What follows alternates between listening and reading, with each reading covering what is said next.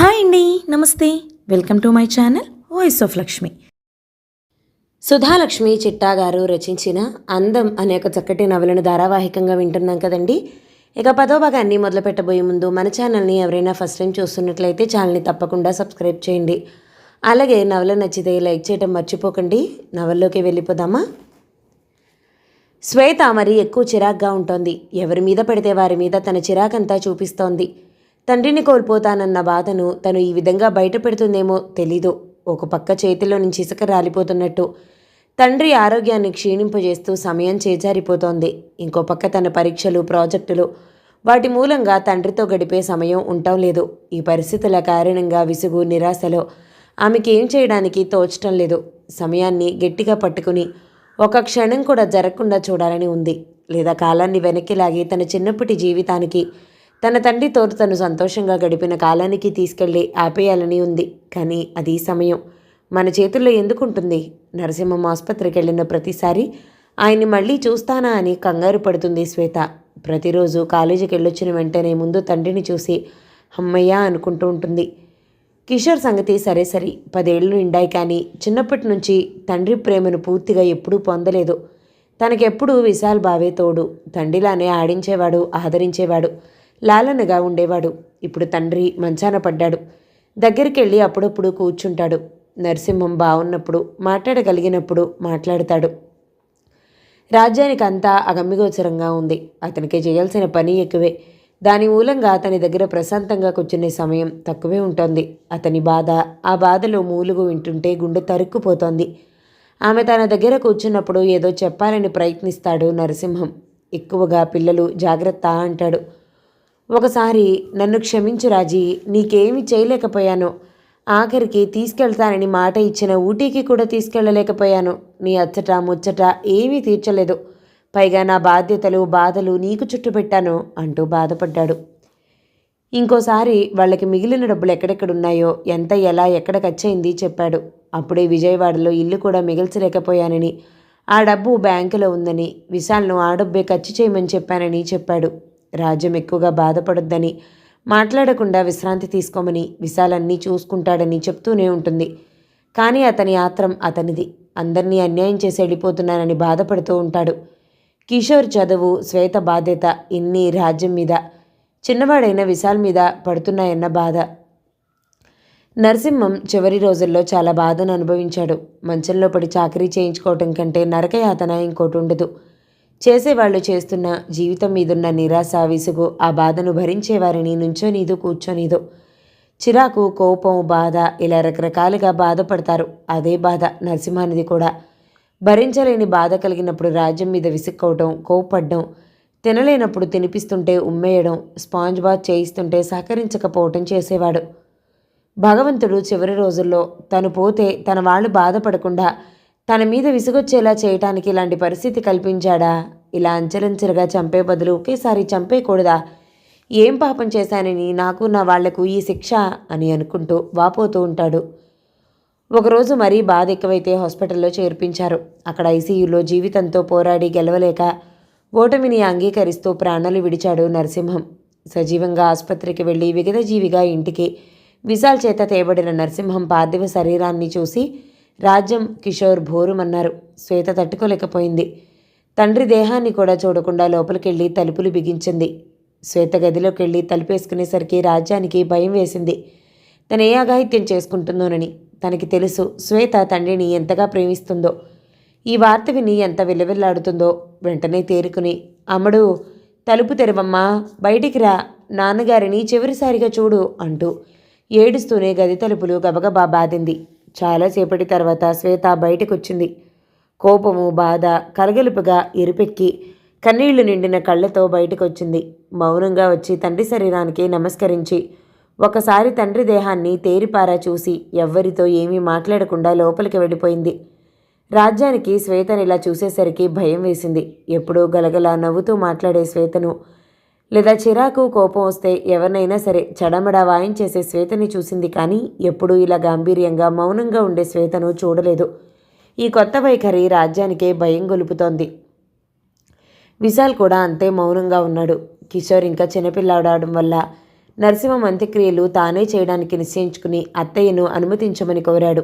ఆవిడ సరేనంది. తను ఆ ఏర్పాట్లలో నిమగ్నమయ్యాడు.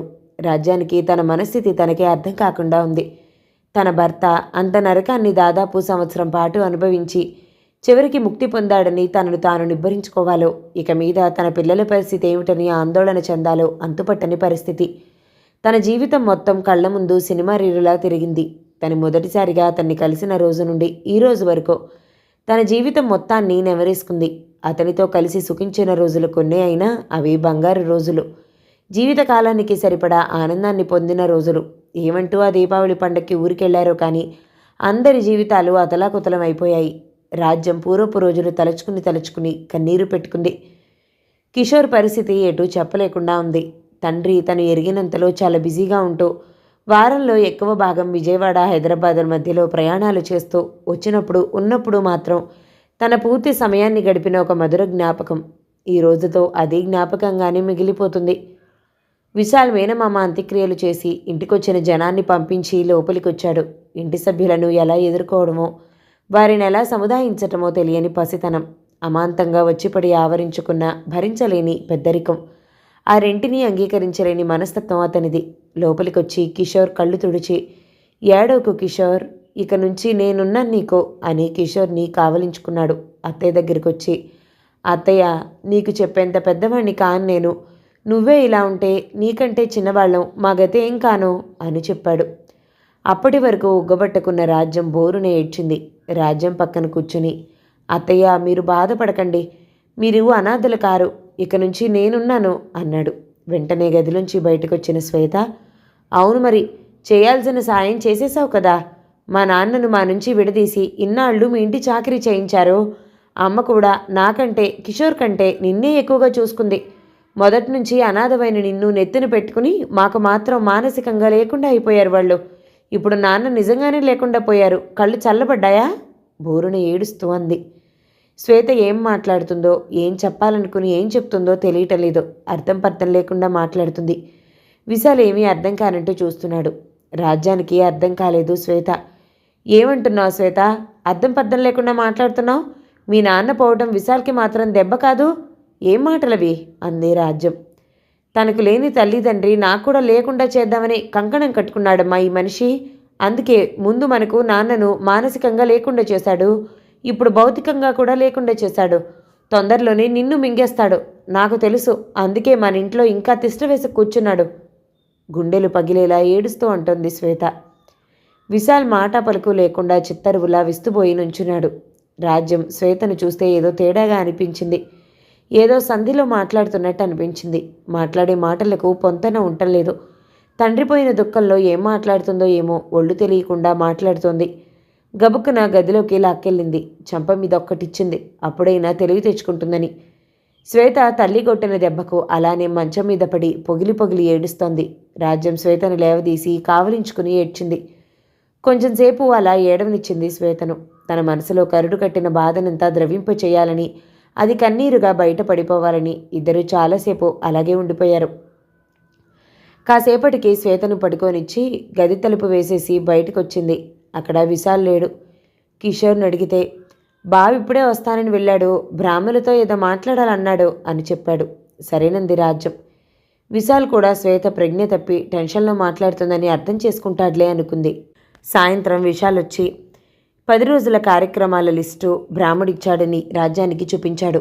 10 రోజుల కార్యక్రమాలు అయిపోయాయి. మళ్ళీ విశాల్ తన ఆఫీస్కి వెళ్ళడం ప్రారంభించాడు. శ్వేత ఎంత సముదాయించినా తండ్రి ఇంకా లేడన్న నిజాన్ని జీర్ణం చేసుకోలేకపోతోంది. అందరితో ముభావంగా ఉంటుంది. కిషోర్, రాజ్యం మెల్లిగా దినచర్యలో పడుతున్నారు. రోజు విశాల్ ఆఫీస్ నుంచి ఇంటికొచ్చి, అత్తయ్య, మా ఆఫీస్ వేరే చోటికి మార్చారు. ఇప్పుడు ఇక్కడ నుంచి రోజు వెళ్ళి రావడం కష్టమవుతుంది. అందుకని మా ఆఫీస్కి దగ్గరగా ఒక రూమ్ తీసుకున్నాను. ఈ శని ఆదివారాల్లో షిఫ్ట్ అయిపోతాను అన్నాడు. రాజ్యం దిగ్భ్రాంతి చెందింది. అదేమిటి బాబు, నువ్వు విడిగా ఉంటావేమిటి? వీలైతే అందరం అక్కడికే మారిపోదాం, అంతేకాని నువ్వు విడిగా ఉంటావెందుకు అంది. లేదత్తయ్య, కిషోర్కి శ్వేతకి కూడా దూరం అవుతుంది. నా ఒక్కడి కోసం వాళ్ళిద్దరినీ ఇబ్బంది పెట్టడం సబబు కాదు. నాదే ఉంది, ఒంటరిగాన్ని, ఎక్కడున్నా ఇబ్బంది ఉండదు అన్నాడు. చివరి మాటలో రుద్ధమైన గొంతు రాజ్యానికి తెలిసింది. విషయం అర్థమైంది. విశాల్ దగ్గరికి వచ్చి, అతని చేయి తన తల మీద పెట్టుకుని, నా మీద ఒట్టే, నిజం చెప్పు, మొన్న శ్వేత ఏదో వాగిందని ఇలా చేస్తున్నావా, లేక నిజంగానే ఆఫీస్ మారిందా అని నిలదీసింది. లేదత్తయ్య, నిజంగానే. కావాలంటే మా ఆఫీస్లో నాతో పనిచేసే వాళ్ళని అడుగు, నీకు నెంబర్ ఇస్తాను. ఆ మాత్రం నమ్మవా నన్ను అన్నాడు. అయినా మెట్రోలో వెళ్తే ఎంతసేపు? నువ్వొక్కడవే ఉంటే నీ తిండి తిప్పలు ఎలా నడుస్తాయి? ఇక్కడ నుంచి నేను రోజు టిఫిన్ క్యారేజ్ ఎలా పంపిస్తాను నీకు అంది రాజ్యం. భలే దానివత్తయ్య, రేపు కిషోర్ కూడా పెద్దవాడవుతాడు, వాడు వెళ్లాల్సి వస్తుంది. శ్వేత కూడా పై చదువులకో పెళ్ళయ్యో వెడుతుంది, అందుకని ఇలా బాధపడతారా? పిల్లలు పెద్దవాళ్ళయ్యాక వాళ్ళ బాధ్యతలు వాళ్లే చూసుకోవాలి. నేను వంట చేయగలను, కాకపోతే నువ్వే నాకు అవకాశం ఇవ్వలేదు. ఇక నేర్చుకుని చేసుకుంటాను. అవసరం వస్తే నీ సాయం తీసుకుంటాలే. రోజు వీడియో కాల్ చేసి మాట్లాడతాను. ప్రతి ఆదివారం ఇంటికొచ్చి నీ చేతి భోజనం సుష్టుగా తింటాను, సరేనా అన్నాడు చిరునవ్వు నవ్వుతూ. అప్పటికి కానీ రాజ్యానికి అది నిజమే అనిపించలేదు.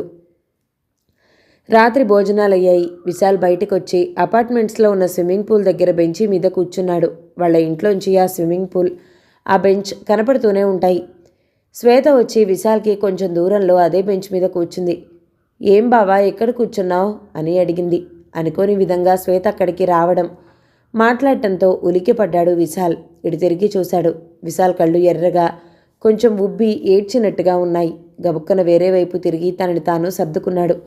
కళ్ళు తుడుచుకుని మళ్ళీ శ్వేత వైపు తిరిగి, ఊరికినే శ్వేత, రేపు శనివారం వెళ్ళిపోతాను కదా, అందుకని ఇక్కడ కాసేపు కూర్చుందామని వచ్చాను అన్నాడు చిరునవ్వుతో.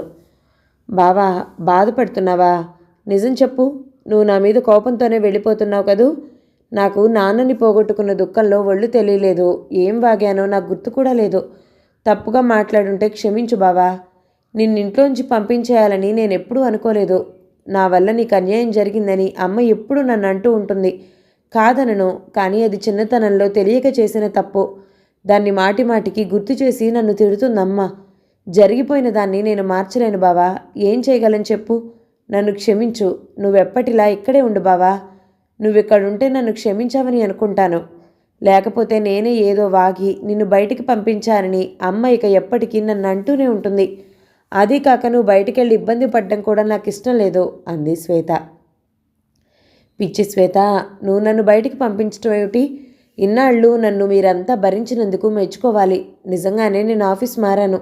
హైటెక్ సిటీలో జాబ్ వచ్చింది. ఆ మాట అంటే అత్తయ్య కేకలేస్తుందని ఆఫీస్ ప్లేస్ మారిందని చెప్పాను. నేను మీకు దూరంగా ఉండటమే సబబు శ్వేత. నా అదృష్టం అంత మంచిది కాదు. చిన్నతనంలోనే తల్లిదండ్రులను, ఆ తర్వాత ముద్దుగా పెంచిన అమ్మమ్మను, ఇప్పుడు మామయ్యని కూడా పోగొట్టుకున్నాను. అంతవరకు చాలు. ఇంకేమీ పోగొట్టుకునే శక్తి లేదు నాకు. నాకు జరిగిన దానికి నిన్ను నువ్వు తిట్టుకోకు. అత్తయ్య నిన్ను అనాల్సిన పని లేదు. ఎవరినైనా తప్పు పట్టాల్సి వస్తే దేవుణ్ణే తప్పు పట్టాలి, కానీ మిమ్మల్ని ఎవరినీ కాదు. జరిగిన దాంట్లో నీ తప్పెంతుందో నాది అంతే ఉంది. కాకపోతే ఆ వాళ్ళు నువ్వు గుళ్ళని తీయమని గొడవ చేయకపోతే తీసేవాణ్ణి కాదేమో. నీకంటే 3 ఏళ్లు పెద్దవాణ్ణైన నాకే జరిగిన గౌరవం గురించి అంచనా లేకపోతే నీకు మాత్రం ఎలా ఉంటుంది? అదేదో యాక్సిడెంటు, ఇద్దరికీ తెలియక జరిగిన పొరపాటు, అంతే. దాని గురించి బాధపడుకో. నేను వెళ్ళినా వారం వారం వస్తానుగా. అత్తయ్యను మిమ్మల్ని వదిలి ఎక్కడికి పోతాను చెప్పు అన్నాడు. అయితే నిజంగా నా మీద నీకు కోపం లేదుగా? ఫ్రెండ్స్ అని చేయి ముందుకు చాచింది. విశాల్ నవ్వి, నేనెప్పుడూ నీకు ఫ్రెండ్నే అని చేయి కలిపాడు. ఇద్దరూ కలిసి కాసేపు అదే బెంచ్ మీద కూర్చుని కబుర్లు చెప్పుకుని ఇంటికి వెళ్లారు. ఆ వారాంతానికి విశాల్ రూమ్లోకి మారాడు. రాజ్యం అక్కడ అతనికి కావాల్సిన సామానన్నీ తీసుకుని సర్దింది. శ్వేత, కిషోర్ కూడా సాయం చేశారు. మొత్తానికి 2-3 రోజులు కష్టపడి అన్నీ సర్ది తనకి మాత్రం చిన్నగా వంట చేసుకోవడానికి ఏర్పాట్లు చేశారు. రాజ్యం అతనికి కావలసిన పచ్చళ్ళు, పొడులు అన్నీ ఇచ్చింది. ఎంత చేసినా తనకి ఎక్కడ ఇబ్బంది అవుతుందోనని బాధగానే ఉంది రాజ్యానికి. నిజానికి తన పిల్లల కంటే ఎక్కువ ప్రేమ చూపించింది తను విశాల్ మీద. ఇప్పుడు వదులుండాలంటే చాలా బాధగా ఉంది. అప్పటి నుంచి ప్రతి వారాంతరం విశాల్ వస్తూ ఉంటాడు, లేదా మధ్యలో కూడా అప్పుడప్పుడు వస్తూ ఉంటాడు. కిషోర్తో ఆడటం, అతనికి చదువులో హెల్ప్ చేయటం చేస్తూ ఉంటాడు. అందరూ కలిసి సినిమాలకు, షాపింగ్లకు వెళ్తూ ఉంటారు. శ్వేత ఎక్కడికి వెళ్ళాలన్నా విశాల్తో వెడుతూ ఉంటుంది. ఆమెను పరీక్షలకు తీసుకెళ్లాలంటే విశాలే తీసుకెళ్లాలి. చదువులో ఏదైనా డౌట్లు వచ్చినా విశాలే తీర్చాలి. ఇద్దరూ స్నేహితుల్లాగే మెలిగేవాళ్ళు. శ్వేత 4 ఏళ్లు చక్కగా చదివి మంచి మార్కులు తెచ్చుకుంటూ ఇంజనీరింగ్ ముగించింది. ఈ లోపల విశాల్ 2 కంపెనీలు మారాడు. గత సంవత్సరం ప్రస్తుతం చేస్తున్న కంపెనీలో చేరాడు. అక్కడ కూడా బాగా పేరు తెచ్చుకున్నాడు.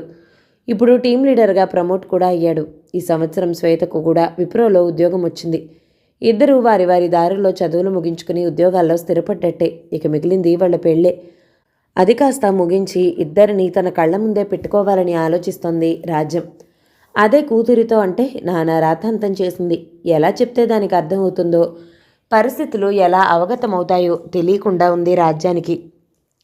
గతకాలపు జ్ఞాపకాల మధ్యలో నిద్రలోకి ఎప్పుడు జారుకుందో తెలీదు. మర్నాడు మళ్ళీ ఇంకో రోజు మొదలు. కిషోర్ను శ్వేతను పంపించడానికి, వంటవార్పు చేయటానికి తన మామూలు దినచర్యలో పడింది రాజ్యం. శ్వేత మామూలుగానే తనకు నచ్చనివి గుర్తుంచుకోదు. నిన్న రాత్రి తల్లితో జరిగిన వాదనను, తను తల్లిని కేకలేయటం ఇవేమీ జరగనట్లే లేచి మామూలుగా తయారయ్యి ఆఫీస్కి బయలుదేరింది. వెళ్తూ వెళ్తూ నిన్న కొన్న టీషర్ట్ బావొస్తే ఇమ్మని చెప్పి మరీ వెళ్ళింది. రాజ్యానికి శ్వేత ధోరణి అర్థం కాలేదు. విశాలంటే అభిమానం, ఆదరణ ఉన్నాయి. అతని కోసం బట్టలు కొంది. ఏదైనా స్వీట్ చేస్తే ఇది బావకిష్టం, బాక్స్లో పెట్టివు, డంజు చేస్తాను అంటుంది. కానీ బావతో పెళ్లి మాత్రం వద్దంటుంది.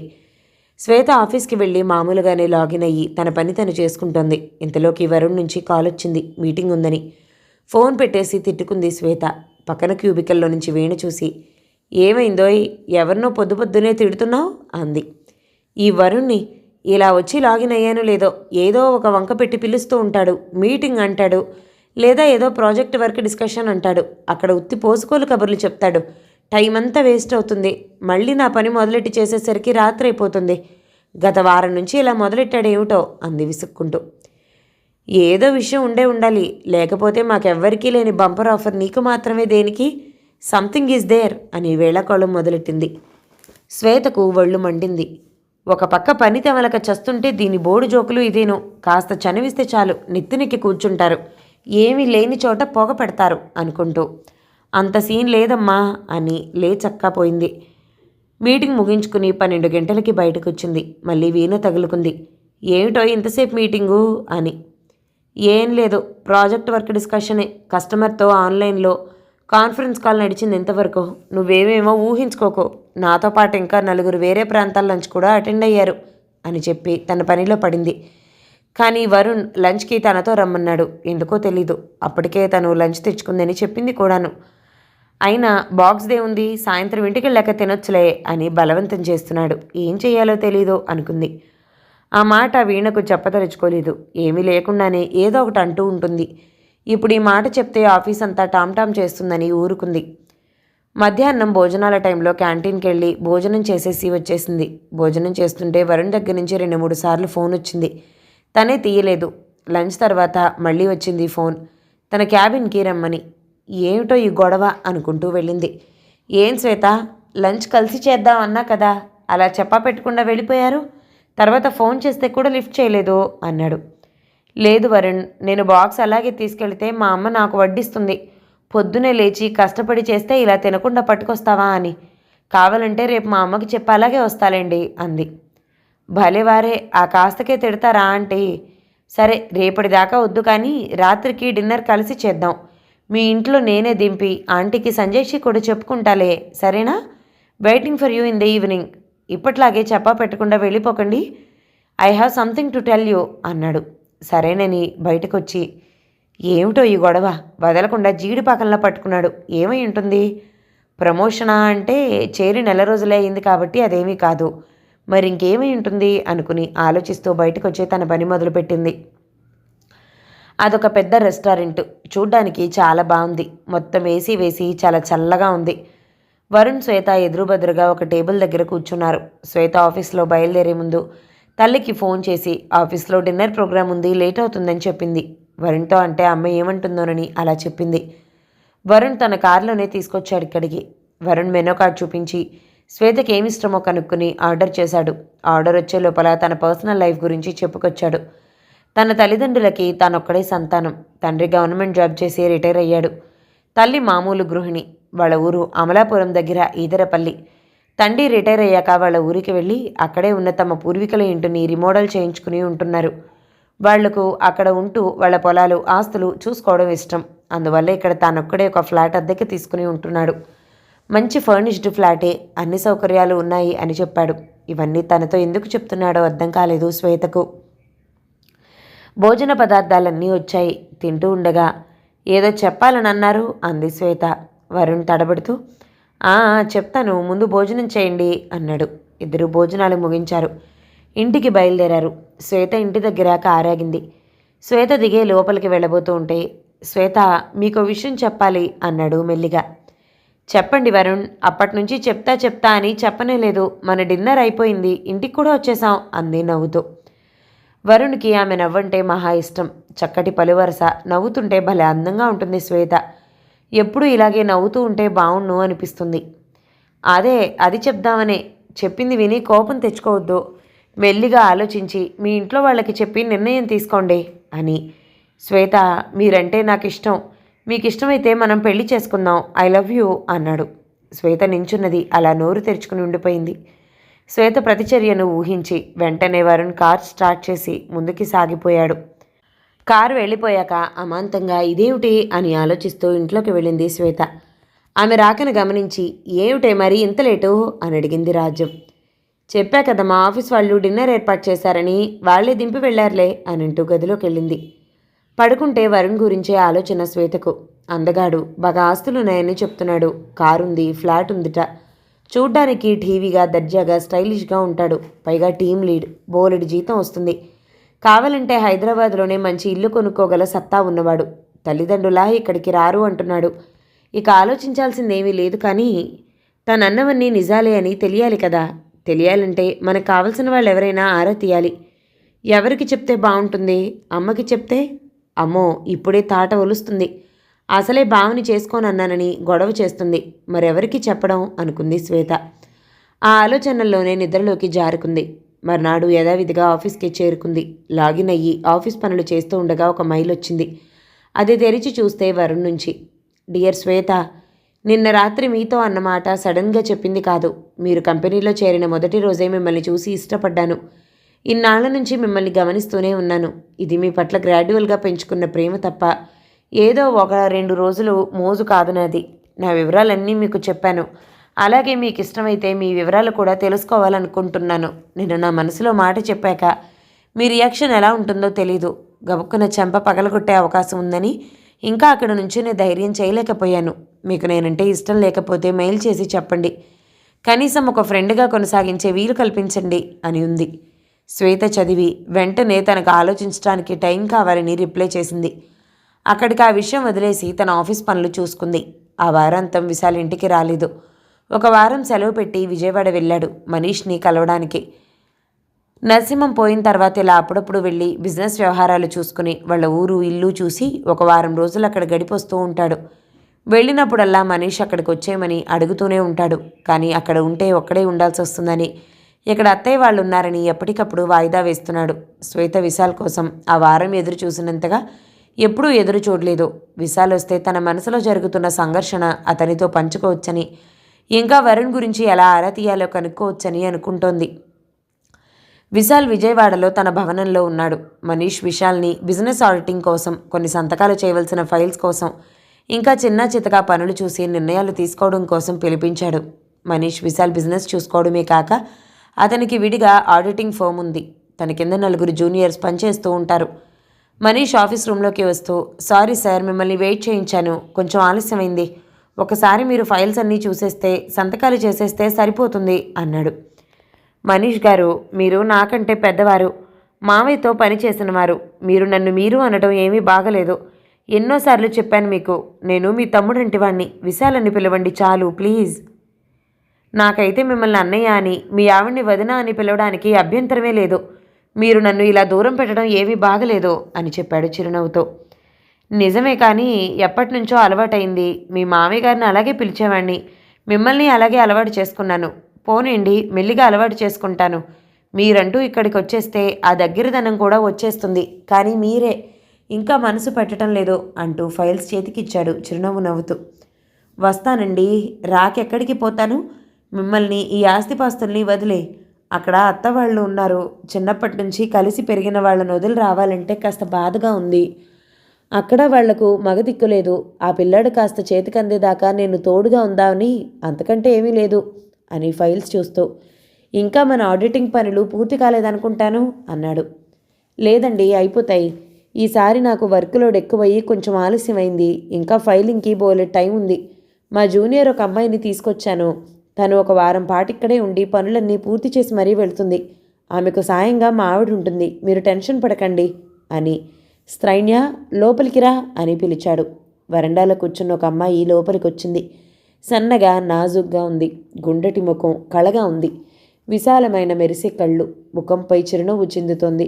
చెవులకి లోలాకరు వెళ్లాడుతూ ఆమె కదలికలకు అనుగుణంగా నాట్యం చేస్తున్నాయి. చిన్న దోసగింజంత బొట్టు కనీ కనబడకుండా పెట్టుకుంది.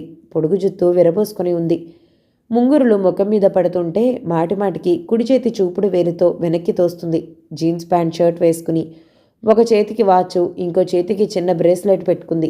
మెళ్ళో చిన్న సన్నటి గొలుసు వేసుకుంది. చూస్తుంటే మన వైపు అమ్మాయిలా కనిపించలేదు. ఆ పేరు కొత్తగా అనిపిస్తోంది. లోపలికి వస్తూనే చిరునవ్వుతో హలో సార్, ఐఎమ్ స్త్రైన్య అని చెప్పి చేయి కలపడానికి తన చేయి చాచింది. విశాల్ నమస్కారం చేశాడు. తను ప్రతి నమస్కారం చేసింది.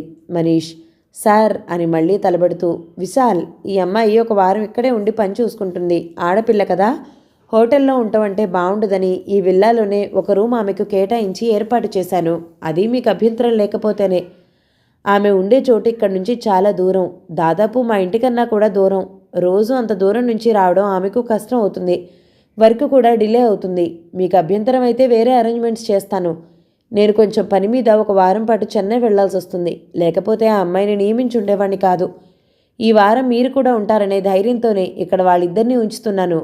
పనవగానే వెళ్ళిపోతారు అన్నాడు. భలే వారే, నాకేం బాధ. వదిన గారు కూడా తోడుంటే ఇంకేం, నాకు ఫ్యామిలీతో ఉన్నట్టుంటుంది. వంటావిడ ఎలాగో ఉన్నారు. వాళ్ళకు వచ్చిన ఇబ్బంది ఏమీ లేదు. మీరు నిర్భయంగా వెళ్ళి పని ముగించుకురండి అని చెప్పాడు. చాలా థ్యాంక్స్ బాబు, వస్తాను అని ఆమెను తీసుకుని బయటికెళ్ళాడు మనీష్. పర్వాలేదే, అన్నగారు ఒక్కో మెట్టే దిగి దగ్గరకు వస్తున్నారు అనుకుని నవ్వుకున్నాడు విశాల్. మనీష్ ఆమెకు చేయవలసిన పని, ఉండాల్సిన చోటు చూపించి సాయంత్రం వాళ్ళ ఆవిడ కూడా వచ్చి తనతో ఉంటుందని, భయం లేదని చెప్పి తన కారు తీసుకుని వెళ్ళిపోయాడు. స్త్రైన్య రూమ్లో తన సామానంతా సర్దుకుంది. తర్వాత ఆఫీస్ రూమ్లో ఉంచిన ల్యాప్టాప్ తీసుకోవడానికి వచ్చింది. అక్కడ ఉన్న విశాల్ని చూసి ఒక చిరునవ్వు నవ్వింది. విశాల్, మీరు తెలుగు వాళ్ళేనా అని అడిగాడు. కాదండి, నేను బెంగాలీని. మా అమ్మ నాన్న కలకత్తాలో ఉంటారు అంది. సామాన్యంగా నార్త్ సైడ్ వాళ్ళకి మా తెలుగు నేర్చుకోవడం కష్టం. మీరు బాగానే నేర్చుకున్నారే అన్నాడు. నిజమే అనుకోండి, కానీ నా చదువంతా హైదరాబాద్లో జరిగింది. అప్పుడు మా నాన్న అక్కడే పనిచేసేవారు. తర్వాత ఫ్యామిలీ ప్రాబ్లమ్స్ వల్ల వెనక్కి వెళ్ళిపోవాల్సి వచ్చింది. నేను నా స్టడీస్ అక్కడే కంటిన్యూ చేశాను, హాస్టల్లో ఉండి. ప్రస్తుతం సార్ దగ్గర ఆర్టికల్షిప్ చేస్తున్నాను. అందువల్లే తెలుగు తెలుసు అంది. Nice to know about you. మీ పేరు కొత్తగా ఉంది, ఇదివరకు నేను ఎప్పుడూ వినలేదు అన్నాడు విశాల్. అందరూ అదే అంటారు. మా అమ్మ పెట్టింది. కానీ ఇంట్లో అందరూ నన్ను స్వీటీ అంటారు. మా ఫ్రెండ్స్ కూడా అలాగే పిలుస్తారు. వాళ్ళకి ఈజీగా ఉంటుందని అంది నవ్వుతూ. స్వీటీ, స్వీట్ నేమ్ అన్నాడు. ఇద్దరూ చిరునవ్వు నవ్వారు. స్త్రైన్య తన రూమ్లోకి ల్యాప్టాప్ తీసుకుని వెళ్ళిపోయింది. విశాల్ చూడాల్సిన ఫైల్స్తో ముఖం దూర్చేశాడు. సాయంత్రం అనుకున్నట్టుగా మానసి వచ్చింది. విశాల్ని కలిసింది. అందరూ కలిసి భోజనం చేసి కబుర్లు చెప్పుకున్నారు. తర్వాత విశాల్ గదిలోకి వచ్చి ఛార్జింగ్కి పెట్టిన ఫోన్ తీసి చూశాడు. శ్వేత దగ్గర నుంచి 10 మిస్డ్ కాల్స్ వచ్చాయి. టైం చూస్తే 10 అయింది. వెంటనే ఫోన్ చేశాడు. కానీ శ్వేత ఫోన్ ఎత్తలేదు. పడుకుందేమో, మర్నాడు చేద్దాంలే అని ఊరుకున్నాడు. పొద్దున్నే శ్వేత లేవగానే అలవాటుగా ఫోన్ చూసుకుంది. బావ దగ్గర నుంచి మిస్డ్ కాల్ చూసి వెంటనే ఫోన్ చేసింది. విశాల్ ఇంకా నిద్ర లేవలేదు. ఆఫీసు నుంటే పొద్దునే లేచేవాడే. ప్రస్తుతం సెలవులో ఉన్నందువల్ల ఇంకా రాత్రి చాలాసేపు కబుర్లు చెప్పుకుని లేట్గా పడుకోవటం వల్ల నిద్ర లేవలేదు. శ్వేత విశాల్ ఫోన్ ఎత్తలేదని విసుక్కుని వాయిస్ మెసేజ్ పెట్టి తను లేచి ఆఫీస్కి తయారైంది. అది శుక్రవారం. వారాంతం రాబోతోందని అందరూ సంతోషంగా పనులు చేసుకుంటున్నారు. వరుణ్ శ్వేతకు చాట్లో మెసేజ్ చేశాడు. శ్వేత, మీకు ఇష్టమైతే ఈ వీకెండ్కి ఎక్కడికన్నా బయటికి వెళ్దామా అని. అమ్మో, మా అమ్మకు తెలిస్తే చంపేస్తుంది సమాధానం పంపింది శ్వేత. ఏదైనా సాకు చెప్పి రావచ్చుగా. కనీసం సినిమాకైనా ప్లాన్ చేద్దాం. కలిసి మాట్లాడుకుంటూ ఉంటేనేగా మనం ఒకళ్ళనొకళ్ళు తెలుసుకోగలిగేది. ఏమంటారు? అవుననుకోండి, కానీ ఈ వారం కుదరదు. పోనీ నేను మీ ఇంటికి రానా? అమ్మో, అది అస్సలు కుదరదు. ఎవరు, ఏమిటి, ఎందుకు వచ్చాడని ఒకటే ఆరాలు తీస్తుంది అమ్మ. వచ్చే వారం చెప్తాగా, ప్లీజ్ ఈ వారం వద్దు. వరుణ్ ఓకే అన్నట్టు బొటన్వేల్ ఎమోజీ పెట్టాడు. అక్కడితో ఇద్దరి మధ్య ఆ స్వల్ప సందేశాయనం ముగిసింది. ఈ వరుణ్ నా కొంప ముంచేట్టున్నాడు. ఇతనితో సంబంధం కుదురుతుందో లేదో తెలీదు, కానీ ఆఫీస్ అంతా మోగిపోయేట్టుంది. ఈ వీణ లాంటి వాళ్ళైతే ఆవులించకుండానే పేగులు లెక్కెట్టేస్తారు. ఎలా మేనేజ్ చేయడమో ఈ సమస్యను. ఒకసారి బాగా వస్తే బావుణ్ణు, తనైతే ఈజీగా తీర్చేస్తాడు సమస్య అనుకుంది శ్వేత. విశాల్ మెల్లగా లేచి తన పనులు కానిచ్చేసరికి వంటావిడ రత్నమ్మ పూరీలకు సిద్ధం చేసి కాఫీ పుచ్చుకుని విశాల్ గదికి వచ్చింది. విశాల్ బాబు, కాఫీ తీసుకోండి, టిఫిన్ సిద్ధం చేశాను, మీరెప్పుడంటే అప్పుడు వేడివేడిగా పూరీలు వేయించి పెడతాను అంది. పినిగారు, అక్కడ వదిన గారు ఆ అమ్మాయి తిన్నారా? వాళ్ళని కూడా పిలవండి, 2 నిమిషాల్లో స్నానం చేసి చక్కా వస్తాను అన్నాడు. ఆవిడ సరేనని వెళ్ళిపోయింది. డైనింగ్ హాల్లో టేబుల్ దగ్గర మానసి, స్త్రైన్య కూర్చుని ఉన్నారు. వంట చేసే రత్నమ్మ గారు వేడివేడిగా పూరీలు అందరికీ పట్టుకొచ్చారు. విశాల్ అక్కడికి వస్తూనే గుడ్ మార్నింగ్ అని చిరునవ్వుతో పలకరించాడు. వాళ్ళిద్దరూ కూడా ప్రతిగా పలకరించి విశాల్ మొదలుపెట్టాక వాళ్ళు తినడం మొదలుపెట్టారు. మానసి చూడ్డానికి పెద్దరికంగా ఉంటుంది. 40-45 ఏళ్ళు ఉండొచ్చు. వయసును తెలియపరుస్తూ తెల్ల జుట్టు కొద్దిగా 1-2 చోట్ల ఉంది.